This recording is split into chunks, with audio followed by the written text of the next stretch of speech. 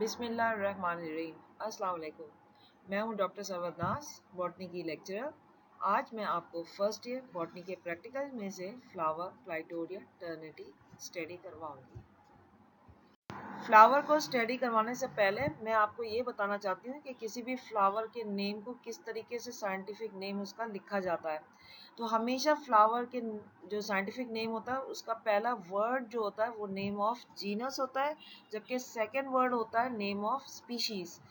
तो जो name of genus होता है जब हम इसे टाइप करते हैं तो इटैलिक फॉर्म में होता है, और स्पीशीज का नाम भी जो इटैलिक फॉर्म में लिखा जाता है।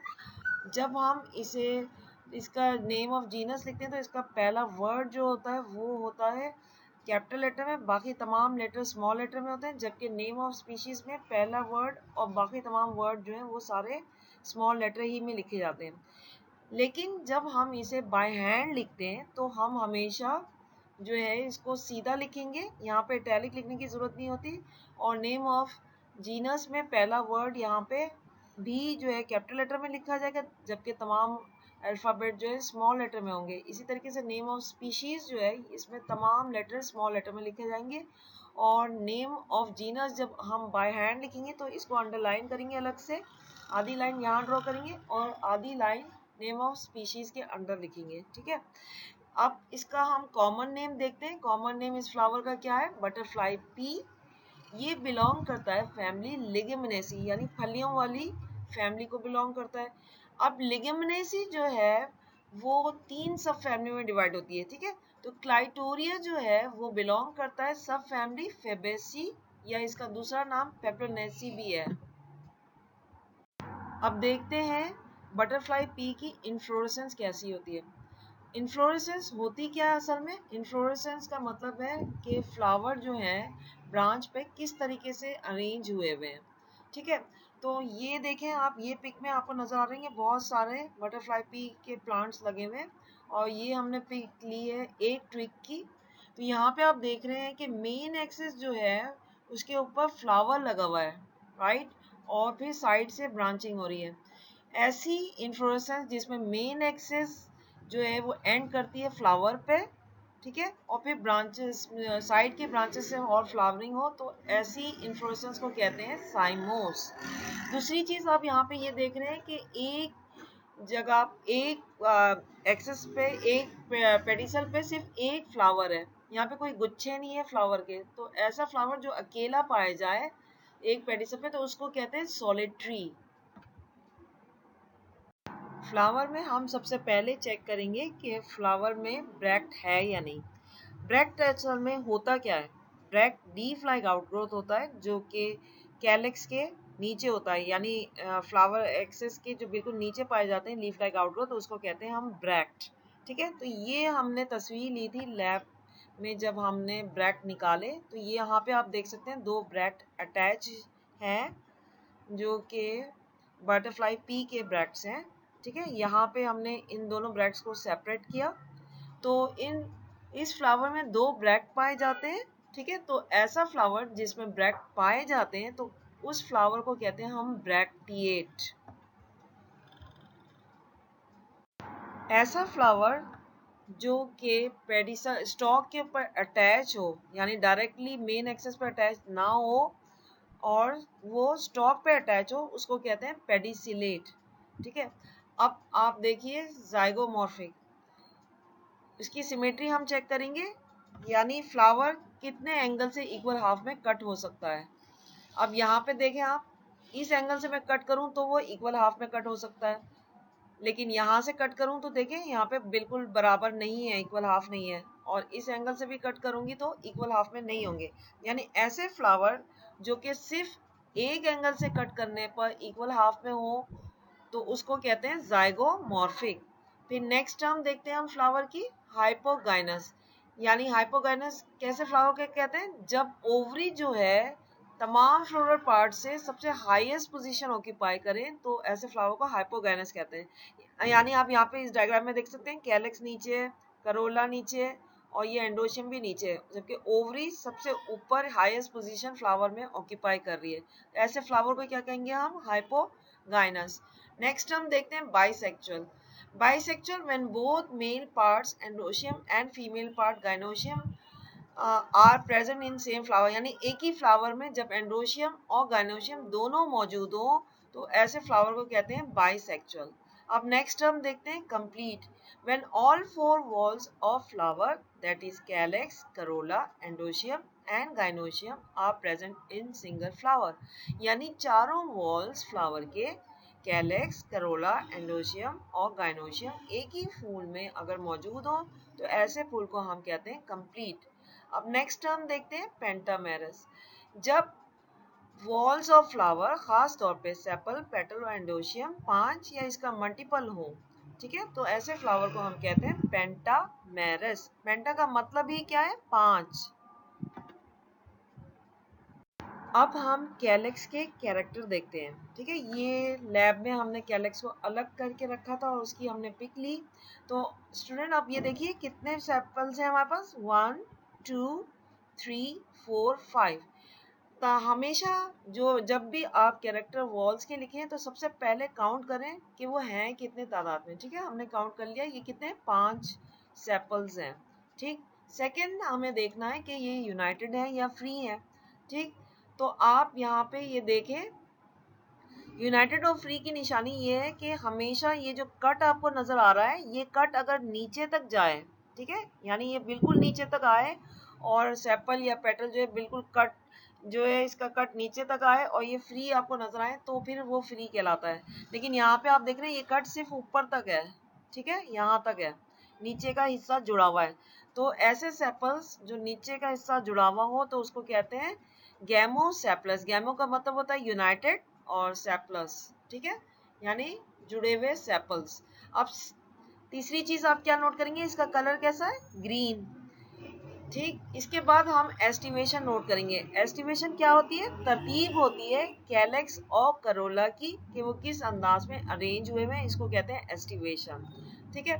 अच्छा, अब वेलवेट एस्टिमेशन क्या होती है, वेलवेट एस्टिमेशन ऐसी एस्टिमेशन होती है जिसमें किसी किस्म की सेपल या पेटल्स की ओवरलैपिंग ना हो, वो आमने सामने तो होते हैं लेकिन किसी किस्म की ओवरलैपिंग ना हो, यानी उनका किनारा जैसे ये है, इसका ये किनारा और ये किनारा इसके बिल्कुल साथ ही है, ठीक है, आगे पीछे ऊपर अंदर बाहर कहीं पे भी नहीं निकला हुआ है, सब एक ही सर्कल में है, तो ऐसी एस्टिमेशन को कहते हैं वेलवेट, ठीक।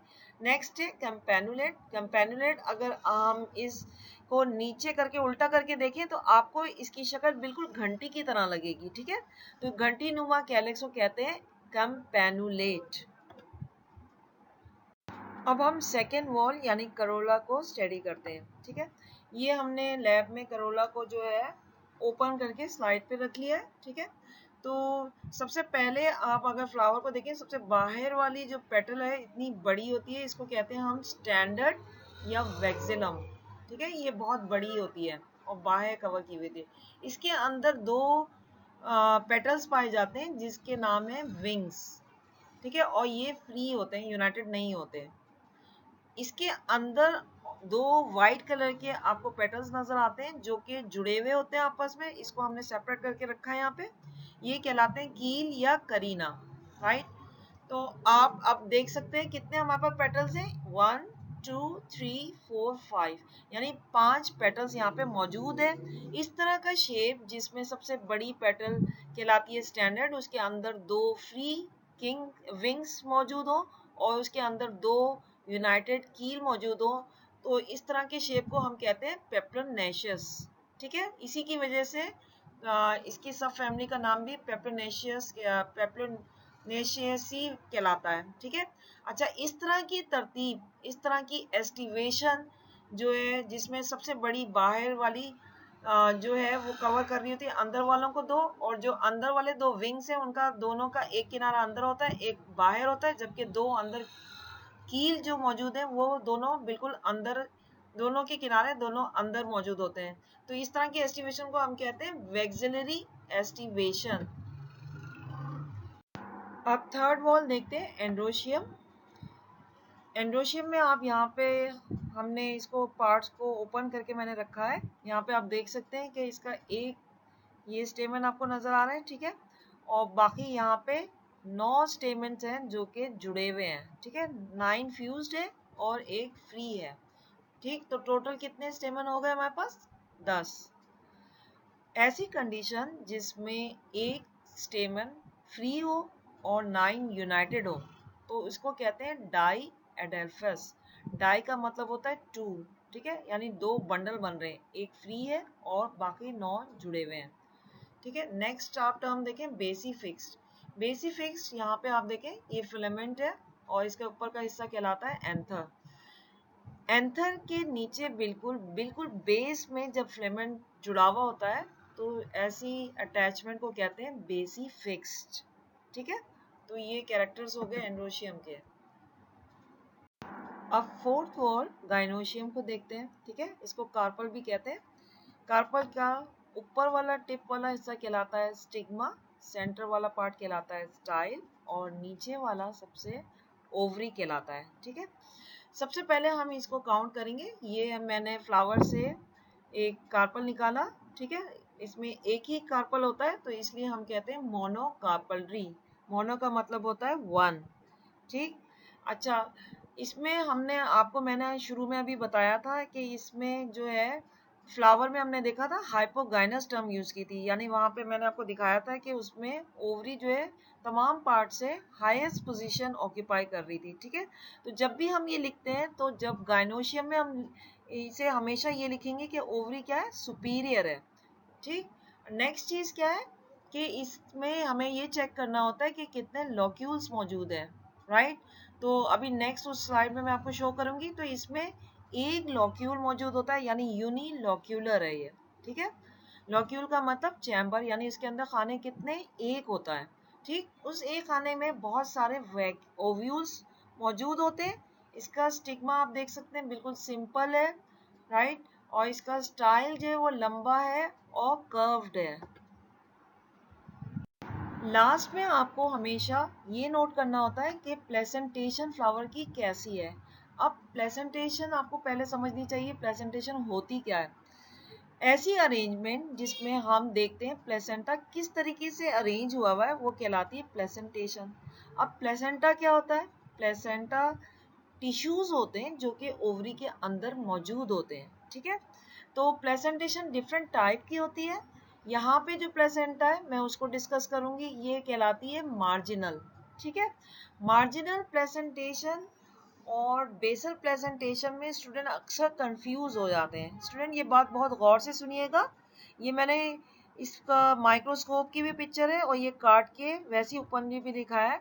तो प्रेजेंटेशन में आप ये चेक कीजिएगा कि हमेशा इसमें देखिए लॉक्यूल तो एक ही होता है, जो मैंने आपको अभी लास्ट स्लाइड पे बताया था, लॉक्यूल इसमें एक होता है यानी यूनिलॉक्यूलर होता है, ठीक। अच्छा, इसमें ये होता है कि जो इसका ओव्यूल है ये यहाँ पे प्लेसेंटा जो है अगर इसकी वॉल के ऊपर अटैच है तो ये कहलाता है मार्जिनल प्रेजेंटेशन, ठीक है। अगर ये इसका जो टिश्यू है वो बिल्कुल बेस पे लगा हुआ, ओव्यूल के बेस पे अटैच हो, यहाँ पे हो, तो उसको कहते हैं बेसल प्रेजेंटेशन। तो ये वाली प्रेजेंटेशन क्या है? Marginal placentation. यहाँ पे आप देख सकते हैं, देखिए ये ग्रीन, लाइट ग्रीन सा नजर आ रहा है साइड में, यहाँ पे प्लेसेंटा लगा हुआ है, ठीक है।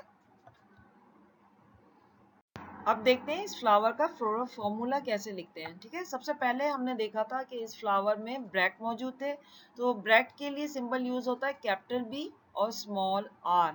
इसके बाद लगाएंगे डॉट, फिर लगाएंगे कॉमा, ठीक। फिर हमने नोट किया था कि इस फ्लावर की सिमेट्री जो थी वो थी जाइगोमॉर्फिक।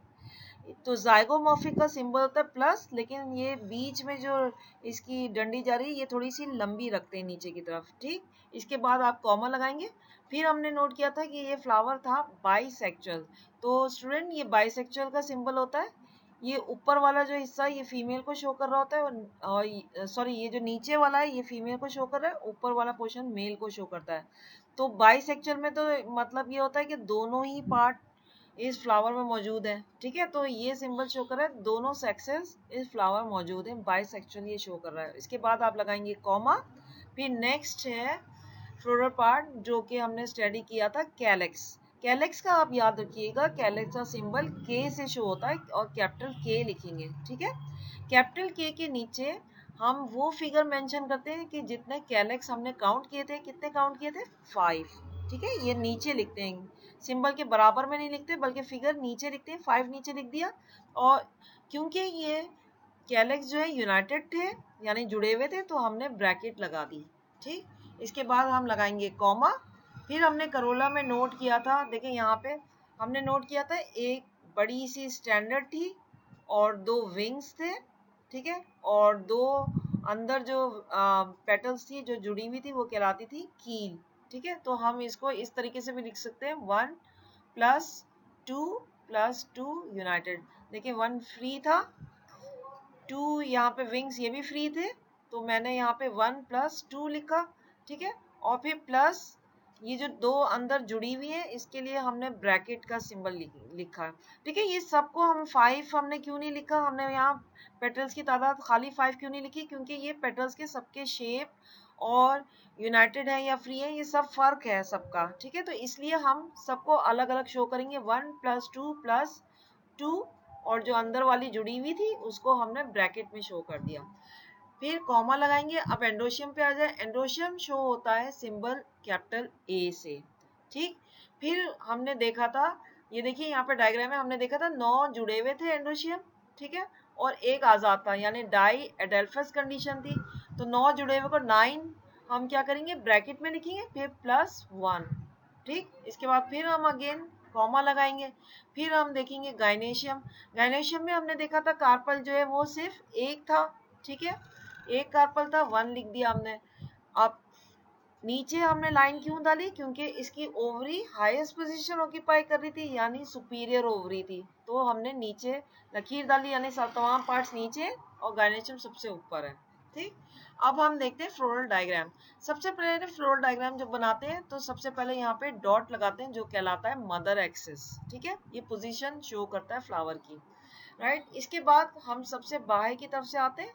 फ्लावर में हमने देखे थे 2 ब्रैक थे, यहाँ एक यहाँ लगा दिया हमने। ठीक है, अब हमने देखा था कि कैलेक्स इसके कितने थे, 5, तो ये 1 2 3 4 5 हो गए कैलेक्स। ठीक है, अच्छा ये है जुड़ावा, हमने ब्रैकेट लगाया था ना यहाँ पे, तो इधर हुक्स लगा देंगे, 1 2 3 4 5, पांचों को हमने जोड़ दिया। अच्छा ये बात याद रखिएगा, जब भी हम लिगमनेसी के मेंबर्स की डायग्राम फ्लोरल डायग्राम बनाते हैं, यानी अभी हम क्लाइटोरिया का बनाया तो ये लिगमनेसी की फैमिली का मेंबर है। ठीक है, तो हमेशा मदर एक्सिस के नीचे यहाँ 2 कैलेक्स आएंगे। ठीक है, वरना आप दूसरे फ्लावर में देखिएगा इस तरह 2 नहीं आएंगे बल्कि यहाँ पे 1 आएगा।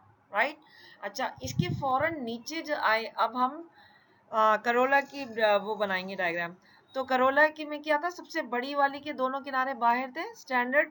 ठीक है, ये वैक्सिलम है ये, और अंदर 2 विंग्स थे जिसका एक किनारा अंदर था एक बाहर। ठीक है, इसका भी एक अंदर एक बाहर, ये 2 विंग्स हो गई, ये आजाद थी इसलिए हमने यहाँ पे नहीं जोड़ा। और इसके अंदर जो है बिल्कुल जिनके दोनों सिरे अंदर है, ये क्या की थे, कील और करीना जो के जुड़े हुए हैं। ठीक, और ये इस तरह की एस्टिवेशन जिसमें एक सबसे बड़ी वाली बाहर है, एक का किनारा दो का किनारा अंदर बाहर है, ये देखें विंग्स, और 2 सबसे अंदर जो है उनके दोनों किनारे अंदर हैं जो कि जुड़ी हुई है, ये कील है। इस तरह की एस्टिवेशन क्या कहलाती है, वैक्सिलरी एस्टिवेशन। ठीक है, और कैलेक्स में जो ये देखें आमने बिल्कुल आमने सामने था, नो ओवरलैपिंग, तो ये वाली एस्टिवेशन क्या थी, वेलवेट एस्टिवेशन। राइट, अच्छा अब आ जाते हैं एंड्रोशियम पे। एंड्रोशियम में आपने देखा कि 9 जुड़े हुए हैं, 1 2 3 4 5 6 7 8 9 एंड्रोशियम जो है हमने ये पूरी शीट के साथ जोड़ दिया, जबकि एक आजाद है। ठीक, यानी डायडेल्फिस कंडीशन है। अब आप अंदर का देखिए ओवरी। ठीक है, ये ओव्यूल अटैच है अंदर। यहाँ पे आप देखिए प्लेसेंटा जो है, यहाँ पे मैंने ये शो किया कि बिल्कुल वॉल पे लगा हुआ है। राइट, यानी ये क्या शो कर रहा है, मार्जिनल प्लेसेंटेशन। ठीक है, आई होप आपको फ्लावर अच्छी तरीके से समझ आ गया होगा। थैंक यू, अपना फीडबैक ज़रूर दीजिएगा।